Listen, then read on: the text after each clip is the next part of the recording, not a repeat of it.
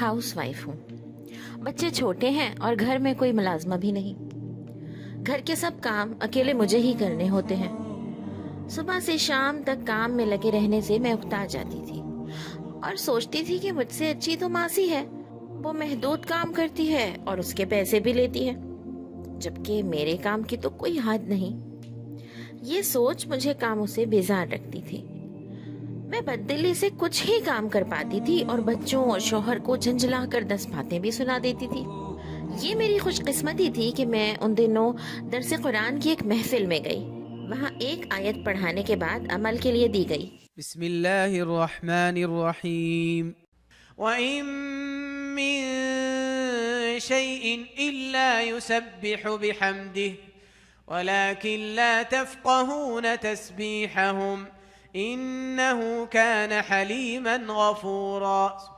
کوئی چیز ایسی نہیں جو اس کی حمد کے ساتھ اس کی تسبیح نہ کر رہی ہو، مگر تم ان کی تسبیح سمجھتے نہیں ہو۔ حقیقت یہ ہے کہ وہ بڑا ہی بردبار اور درگزر کرنے والا ہے۔ صبح جب میں اٹھی تو بہت سے کام میرے سامنے تھے۔ اتنے کاموں کا سوچ کر ہی میری ہمت جواب دینے لگی، لیکن میں ساتھ ساتھ اس آیت کو دہرا بھی رہی تھی کہ میری نظر میز پر پڑی جس پر دھول تھی۔ میں سوچنے لگی، کیا یہ میز بھی تسبیح کرتی ہے؟ اس آیت میں تو اللہ نے یہی بتایا ہے، مگر کیسے؟ فوراً ہی جواب ملا، مگر تم ان کی تسبیح نہیں سمجھتے۔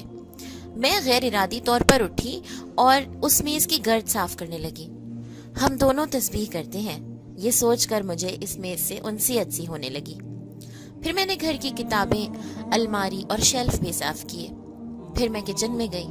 چولہا، گیس، برتن، حتیٰ کہ کھانا بھی جو میں نے بنایا وہ بھی اللہ کی تسبیح کرتا ہے۔ اس خیال کے ادراک کے ساتھ ہی میری زندگی میں ایک انقلاب آتا گیا۔ اب مجھے گھر کے کاموں میں لطف آنے لگا۔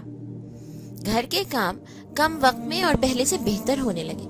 میں نے یہ سوچا ہی نہ تھا کہ تسبیح کرنے سے کاموں میں مدد ملتی ہے۔ انسان ایک زبردست ذہنی اور نفسیاتی کیفیت سے سرشار ہوتا ہے اور اسے تھکاوٹ اور مشقت کا احساس نہیں ہوتا۔